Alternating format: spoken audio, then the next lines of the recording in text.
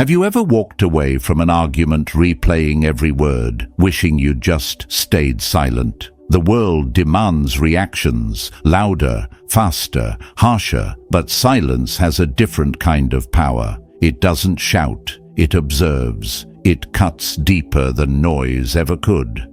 The Stoics knew this well. Sometimes the wisest move isn't to speak, it's to hold your fire. Stay with me. Let's explore why. As we step into the first chapter, picture this. Someone throws words at you that sting so sharply they echo long after the moment ends. A lie, a twist of truth, a careless remark that burns not because it's accurate, but because it's unjust. You feel it in your chest, the rise of heat, the tightening in your jaw, that desperate urge to defend yourself, to set the record straight. But here's the turning point the Stoics understood. That tension, that sting, that fire inside you, it's not your enemy, it's your training ground. Now imagine this scene. You're at a family dinner. Laughter hums around the table until a voice cuts through it, casual yet cruel. Your uncle, self-proclaimed expert of all things financial, leans back and says, "I'm honestly surprised you're still getting by with your spending habits." Everyone chuckles politely. The words hang in the air like smoke. You could list every smart decision you've made, remind him of the time he lost money on a foolish deal.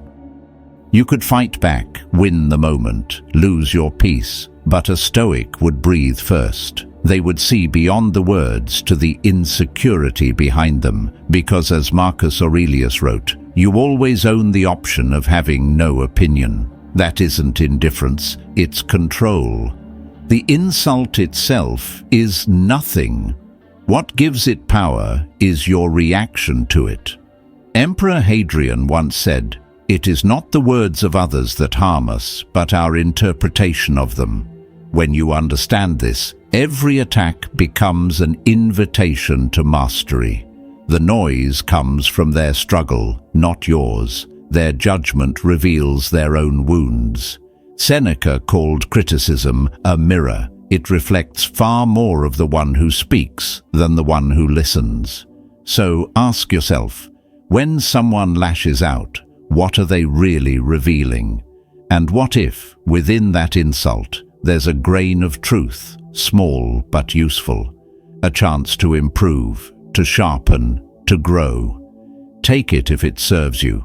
Leave the rest in silence. Because silence in moments like this isn't weakness, it's precision. It's the moment you step out of the storm and watch it pass. Think of a skilled fighter. He doesn't throw a punch at every provocation. He studies, he waits, he conserves energy until the chaos burns itself out. That's what your silence does. It exposes their noise. It draws a line between their unrest and your calm. When the world turns loud, remember, you don't have to join the noise. Stillness isn't silence, it's strategy. Let your calm be the answer they never expected. You don't owe anyone a defense when your integrity is already intact. In the end, your silence will echo longer than their words. Let your composure be your rebuttal. Let your restraint be your power. And as you stand there, unmoved, unshaken, unbothered, you'll understand one of the greatest truths the Stoics ever taught, that real strength doesn't roar, it simply remains. And from that quiet place within, you rise, already free, already victorious, ready to meet whatever comes next.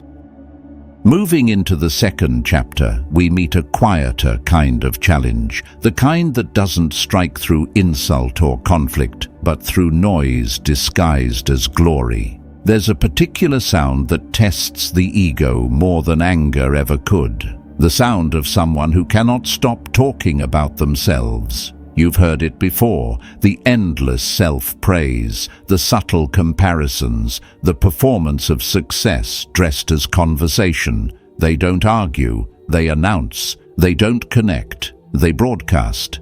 And as you listen, something inside you stirs, that pull to prove yourself, to say, I've done great things too. But pause here. This is where your training begins. Imagine a dinner table where one man dominates the air. He leans back, glass in hand, recounting his latest triumphs, his new property deal, his perfect morning routine, his 5-mile runs before sunrise. He moves from one story to the next, like a parade of victories. You could interrupt, drop your own quiet achievements, claim a share of attention, but you don't. You stay still, you listen, you let him have the noise, because you understand something he doesn't, that silence can hold more power than speech. Marcus Aurelius wrote, "Waste no more time arguing what a good man should be. Be one. You don't need to compete in their theater. You don't need applause to confirm your worth. That silence, rooted in self-assurance, becomes your armor. It's not weakness, it's clarity. It's the discipline of one who no longer seeks to prove, but to live." Seneca reminded us that wisdom is knowing when to speak and when to be still. In moments of vanity, stillness isn't submission, it's strength. Because the man who needs to be seen is still chained to approval, while the man who can be unseen has already found freedom. Here's the paradox of life. Those who talk the loudest are often the most unsure. The Stoics called it the hunger of the untrained soul, a restless need to declare value rather than embody it. When you choose silence in the presence of boasting, you're not shrinking, you're stepping beyond the game entirely. You no longer measure your worth with someone else's ruler. You set your own standard and live by it quietly, steadily, with purpose. So when you find yourself surrounded by self-congratulation, smile. Let them build their monuments in words while you build yours in action. Don't compete. Don't correct. Just observe. The applause they seek fades the moment it ends, but the peace you keep stays. In a room full of noise, your stillness becomes gravity. It draws respect without demanding it. And that's the secret the Stoics lived by. True confidence doesn't speak to be heard. It speaks only when it must. Because sometimes the most powerful presence in the room is the one that says nothing at all. Entering the 4th chapter, the air grows dense with whispers, the kind that move unseen but strike with precision. This is where words become smoke. They rise, spread, and cloud the truth, until even you begin to question what's real. Someone adds a detail, another distorts it, and before long, you're the villain in a story you never wrote. You feel the pull to defend, to explain, to fight for your name. But here's where Stoic wisdom steps in like a quiet hand on the shoulder. Don't. Because sometimes silence is sharper than any defense.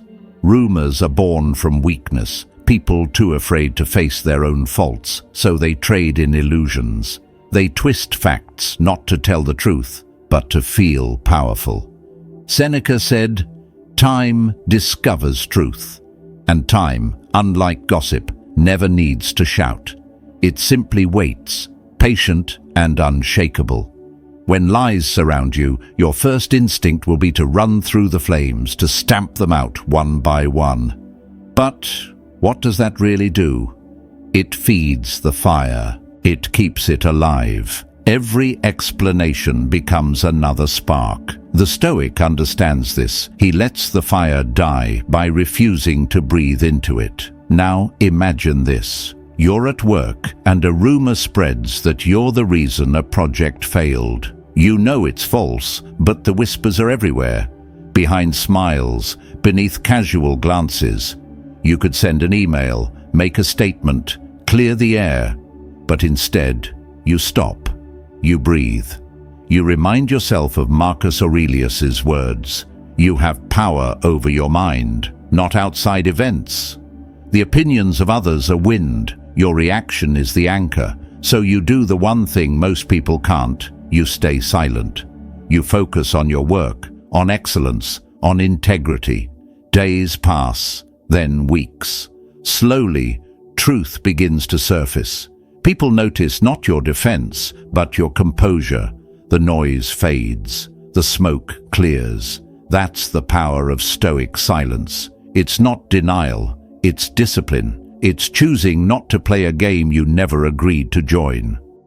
It's the quiet defiance of someone who knows that character doesn't shout, it stands still. The Stoic doesn't chase reputation, he builds it through consistency, because in the end, the truth has no need for defenders, it only asks for time. So when false words fly around you, remember this: those who truly know you won't believe the noise, and those who do were never truly with you. Let them talk.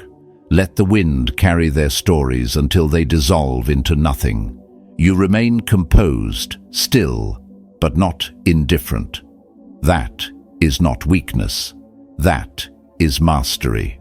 Because when you refuse to wrestle with lies, they have nowhere left to live but in the mouths that created them. And that's how silence wins, not with force, but with presence. At this stage, the noise of the world fades, and we step into something quieter, heavier, the stillness of loss. It's the kind of silence that hangs in the air long after laughter has left the room. The world keeps moving, cars pass, conversations flow, yet inside, everything stops. There's a pause where life once was, a hollow echo in the spaces that used to hold warmth. We try to fill it with distractions, with noise, with anything that helps us forget, but Stoicism offers another path. It doesn't ask us to escape the pain. It asks us to face it, to hold it, and through that holding, to be transformed. Now imagine this. You've lost something, or someone you never thought you'd lose. A person, a dream, a version of yourself. At first you resist. You replay moments, rewrite endings, search for a way to bargain with what's already gone. But grief doesn't negotiate. It sits beside you, silent and unyielding. The Stoics understood this silence well. They didn't see it as a void, but as a vessel, a sacred space for reflection and renewal. Epictetus once reminded us, it is not things that disturb us, but our judgments about them. The event itself is unchangeable. What remains in your control is the meaning you choose to give it. Seneca went even further. He said, "The day we fear as our last is but the birthday of eternity." It's a sentence that reframes everything. Loss is not a punishment. It's a passage, a return to the natural order that's always been in motion. Pain, then, is not a sign that something has gone wrong. It's proof that something mattered. The depth of your grief mirrors the depth of your connection. It's the cost of having loved deeply, cared fiercely, or believed completely. And that cost, though high, is not one we should resent. In that silence, you begin to see differently. You realize that grief is not an enemy to be conquered, but a teacher.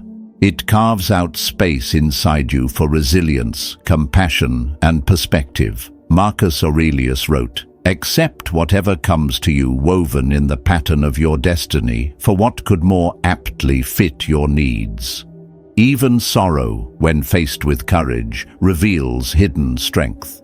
It teaches us to cherish what remains, to honor what was, and to keep living fully. So when loss finds you, as it inevitably will, don't rush to silence the pain. Sit with it. Breathe through it. Let it carve depth into your soul. There's no shame in tears. They are proof that your heart was open. And when you rise again, as you will, carry what you've lost, not as a burden, but as part of who you've become.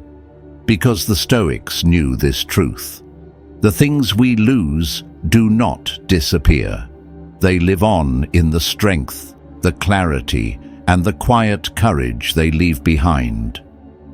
Moving into the 6th chapter, we find ourselves facing a different kind of test, the one that doesn't shout or attack, but drains you slowly. Ignorance disguised as confidence. You've met them, the people who speak with absolute certainty, yet reveal with every word how little they truly understand. The colleague who gives wrong instructions like commandments. The stranger online, armed with opinion but not truth. They talk, you listen, and you feel that familiar pull, the urge to correct, to argue, to prove. But here's where Stoicism steps in and whispers, don't lose yourself in other people's blindness. Ignorance isn't your enemy, it's your training ground. It's the space where patience is forged, where wisdom learns restraint. Seneca said that anger is like falling into a pit. You can only climb out by staying still. And ignorance can be the same. The louder someone speaks from arrogance, the more silent the wise become. Not because they have nothing to say, but because they choose to wait until silence itself becomes the sharpest response. Consider Socrates, not a Stoic by name, but a kindred spirit in essence. He never raised his voice. He never humiliated his opponents. Instead, he asked questions, simple, disarming, impossible to dodge. What makes you certain? He'd ask. Could the opposite be true? With each question, false certainty began to crack. He didn't fight ignorance. He let it expose itself. The Stoics admired him for that calm precision, that ability to remain anchored while others drowned in their own certainty. Now imagine this in your own life. You're in a meeting. Someone insists on something you know is wrong. Every part of you wants to interrupt, to correct, to restore order, but you don't. Instead, you ask one quiet question, or none at all. You let silence hang. You watch as the truth, patient and unwavering, begins to speak for itself. Because wisdom doesn't rush to prove. It knows time is always on its side. Marcus Aurelius reminded us, you have power over your mind, not outside events. You don't need to correct every fool who crosses your path. You don't need to win every debate to stay right within yourself. When people cling to ignorance, let them. Their need to be correct is their chain, not yours. The wise preserve their energy. They choose calm over combat. And that calm, steady, unshaken is what sets them apart. Take the astronomer Aristarchus. Centuries before Galileo, he declared that the Earth moved around the sun. He was mocked, dismissed, ignored. But he didn't fight. He didn't argue. He left the truth where it belonged, in the open, patient, and untouchable. And over time, truth outlived the noise. Because truth, like virtue, doesn't need to shout. It only needs time. That is the essence of Stoic silence. It's not about avoidance, it's about power. The power to choose what deserves your attention and what doesn't. Every time you resist the pull to prove someone wrong, you train your mind to stay sovereign. Every time you walk away from ignorance without resentment, you reclaim your peace. So next time you're faced with confident ignorance, pause. Ask yourself, is this worth my energy, or is this just an invitation to waste it? You'll know the answer. Sometimes wisdom speaks. Sometimes it questions. And sometimes it simply smiles and says nothing, because real wisdom doesn't compete, it endures. It doesn't shout, it stands. And when the noise fades, it's always the calm voice that remains. Entering the 7th chapter, the air shifts. This is where silence meets rumor, where truth is drowned beneath whispers, and fiction begins to wear the face of fact. It often starts quietly, a passing comment, a harmless misunderstanding, but the moment it leaves someone's lips, it grows legs. It walks from one ear to another, gathering dust, distortion, and poison along the way. Before long, you realize that the story now carries your name, only it's no longer your story. You become the villain in someone else's tale, painted by hands that never knew your truth. It's maddening. Every instinct inside you wants to fight back, to explain, to defend, to make them see. But here's the truth that experience teaches. Chasing every rumor only gives it wings. Now imagine this. Elias, a devoted mentor, spent years helping underprivileged youth carve a better path. He gave his time, his money, his heart. But one day, a student he failed in class, angry, embarrassed, decided to strike back. A whisper here, a twisted story there. He's biased, the rumor said, and like dry leaves in the wind, it spread. Soon, Elias noticed the change. Fewer smiles in the hallway, fewer thank yous. The trust he had built began to erode. His reputation, his life's work, hung by threads woven by lies. He could have fought back. He could have shouted his innocence into every corner of the room. But he didn't. He stayed silent, not from fear, but from strength. He kept showing up, kept teaching, kept serving. He let his work do what his words could not. Weeks passed, then months. Slowly, the air began to clear.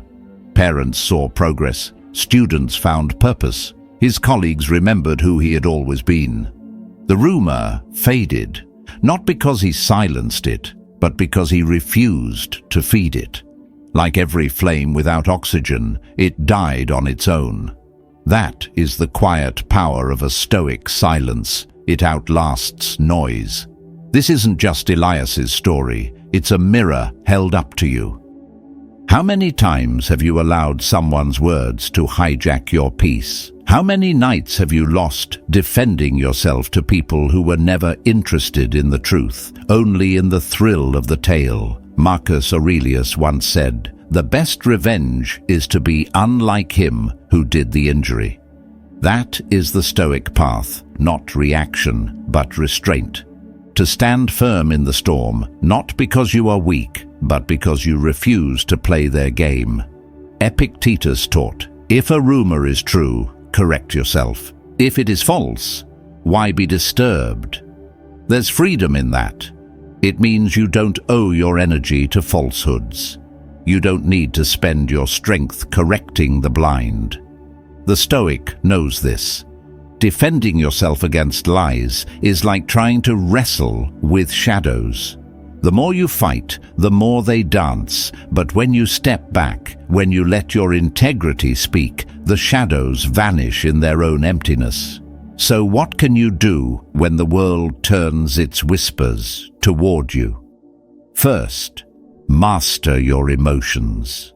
The moment you react in anger, you give those lies oxygen. You make them real. Breathe instead. Reflect. Ask yourself, is this worth my energy, or am I feeding what I should be starving? Second, stay the course. Keep showing up. Keep doing your work. Let your results speak.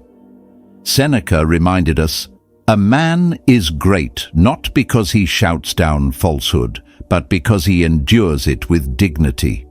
Your reputation is built not in what you say, but in how you act when words are used against you. There's strength in silence.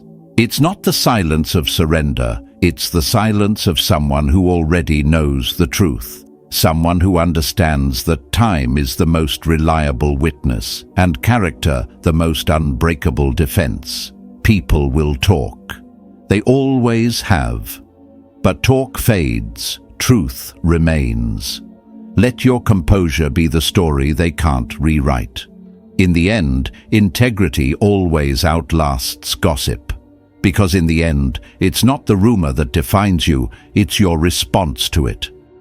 The Stoics knew this long before us. The wind cannot move a mountain, and lies cannot bury a soul rooted in virtue. So when you hear your name whispered through halls or written in someone else's narrative, don't chase the echo. Keep walking, keep building, keep living so firmly in truth that falsehood dies from lack of air. That is how a Stoic fights back, not with words, but with unwavering peace.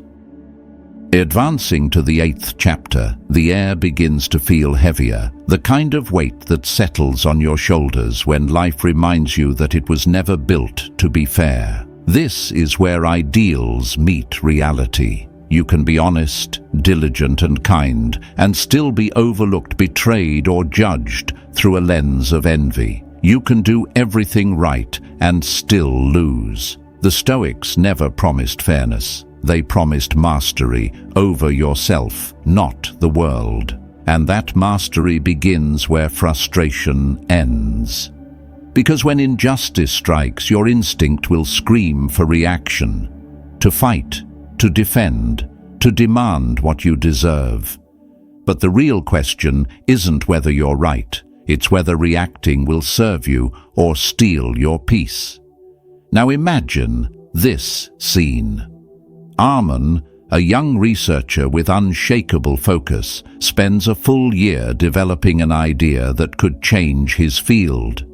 Every day he arrives early, stays late, pours himself into the work. On the day of the unveiling, the auditorium fills with applause, but not for him. His supervisor takes the stage, presenting Armon's work as his own. The credits roll. Armon's name is nowhere. The fire rises in him, a sharp, choking fury that burns behind his calm face. He wants to speak, to expose, to take back what's his, but he doesn't. He stands still, breathes, and continues to do what he does best, creating, improving, leading with quiet precision. Days turn into weeks, weeks into months, and while his supervisor basks in borrowed glory, Armon keeps moving forward, quietly, steadily, purposefully. Seneca once said, "A gem cannot be polished without friction, nor a man perfected without trials." That's the heart of Stoicism. Injustice is friction. It grinds, irritates, and sometimes draws blood, but it also shapes. It reveals what kind of metal you're made of. Stoicism isn't about surrendering to mistreatment. It's about using restraint as a weapon sharper than anger. Because anger, though it feels like armor, is often just fire turned inward. It burns you faster than it ever burns your enemy. A moment of rage can undo years of integrity, but a moment of silence, anchored, deliberate, can change the entire tone of a battle. Marcus Aurelius wrote, "You have power over your mind, not outside events." That's the line that divides the free from the enslaved. You can't control whether the world recognizes your worth, but you can decide whether it diminishes your focus. When your attention shifts from outcomes to effort, from recognition to mastery, injustice loses its power over you. It becomes a mirror showing where you're still reactive, where ego still tugs at your peace. The Stoics knew this well. Life's unfairness doesn't define you. Your response to it does. The world will tell you to fight back, to make noise, to demand what's owed. But the Stoic learns to play the long game, not with cowardice, but with calculation. He lets his actions build the proof no rumor can dismantle. He lets his results shout while his emotions rest in stillness. Because calm isn't passive, it's tactical. It keeps your energy where it belongs, building, not bleeding. Armon's story isn't one of defeat. It's the blueprint of discipline. Months later, his supervisor faltered. When faced with new challenges he couldn't deliver, because borrowed greatness always collapses without foundation. But Armon had become unshakable. His quiet consistency earned him trust. His composure spoke louder than accusation, and in time his integrity restored what injustice tried to steal. He didn't win by fighting, he won by enduring.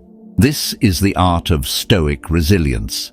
To respond not with noise, but with precision. To rise not in rage, but in refinement. When wronged, the impulse is to react, but reaction makes you predictable. Stillness makes you powerful. It unnerves those who expect your chaos and exposes their own weakness. A person ruled by anger can be manipulated. A person anchored in calm cannot. So when you're wronged, take a breath. When your name is left out, your effort unrecognized, your worth questioned, breathe deeper. Let the storm rage outside while you build the quiet strength inside. Ask yourself one question. What response would honor my character, not my emotions? Because every unfair moment is a test, not of what you deserve, but of who you are. Injustice may strip you of titles, praise, or recognition, but it cannot touch what matters most, your dignity. It cannot touch the discipline you've built, the peace you've earned, the wisdom you've refined through pain. Let others chase applause. You chase mastery. Let others react to the world. You remain the calm within it, because the quiet act of restraint carves a legacy far louder than noise ever could. It's the mark of someone untouchable, someone who no longer needs to win the world to own their peace. Entering the 9th and final chapter, we reach the kind of silence that doesn't hide, it stands tall. This is not the silence of fear or surrender, but the stillness of someone who refuses to be moved by provocation. There's a strength in that stillness that few understand. It's the kind that doesn't shout, doesn't defend, doesn't explain, and yet commands the room. The Stoics called this mastery of response, the power to remain calm, not because you don't feel, but because you've learned to rise above what doesn't deserve your energy. Think about how easily we hand over our peace. One rude comment, one sarcastic remark, one passive-aggressive jab, and suddenly our entire mood shifts. We replay the insult in our minds, building our perfect comeback long after the moment is gone. We relive it, feed it, nurse it like a wound we refuse to let heal. But a Stoic doesn't waste strength that way. They step back, breathe, and let the words dissolve into air. Because an insult, no matter how sharp, is powerless unless you give it permission to land. Epictetus said, "If someone provokes you, it's because your mind is complicit in the provocation." At first, that sounds like blame, but it's liberation. It means you always have a choice. You can be insulted, or you can be untouchable. You can hand over your peace, or you can keep it. You can let words dictate your emotions, or you can stand firm like a mountain unmoved by wind. The Stoics understood this deeply.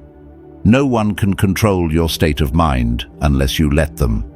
Now imagine Clara, a community leader known for her quiet strength.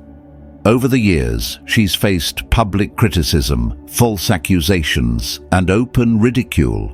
She could have fought back. She could have defended herself at every turn. But she didn't. She stayed focused on her work, her mission, her values. She let her actions be her voice. And with time, even her harshest critics began to fall silent. They couldn't argue with the consistency of her results, the steadiness of her presence. What they once mocked, they began to respect. That's what real power looks like, the kind that doesn't flinch when tested. Seneca taught that the insult is nothing unless accepted. To refuse to react is not weakness, it's discipline.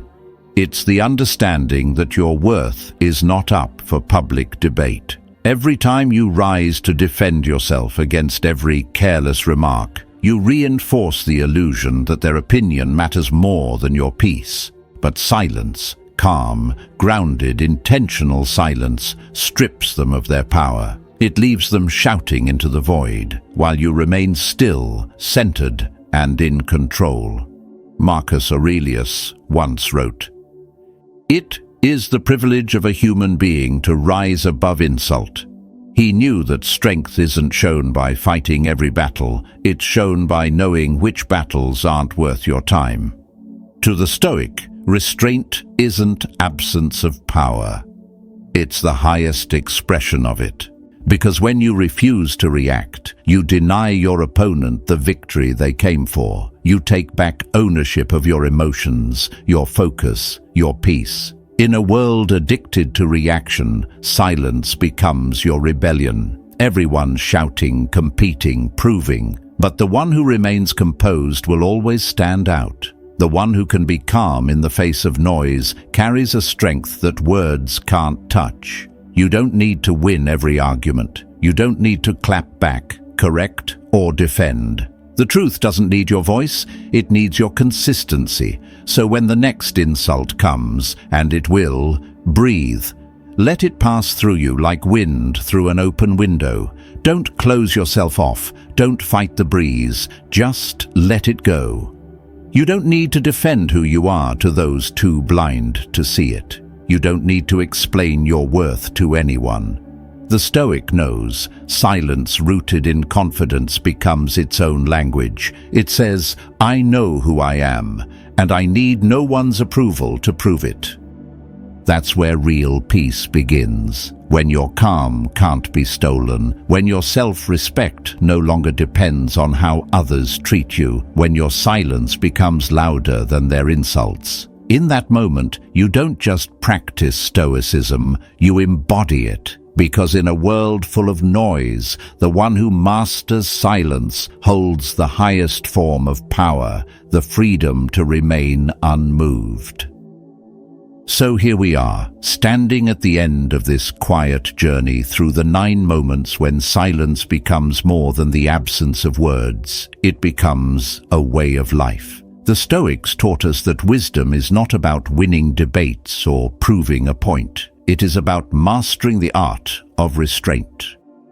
Epictetus reminded us that what disturbs us is never the act itself, but our judgment of it. Seneca taught that silence in the face of provocation is not surrender, it is self-command. Marcus Aurelius showed that when you control your reaction, you reclaim your peace. Together, they left us a simple truth. Silence, when chosen with purpose, is not emptiness. It is strength refined into calm. Think about it. How different would your life feel if you stopped arguing with those who only seek attention? If you stopped feeding negativity and simply let it pass like wind through an open window?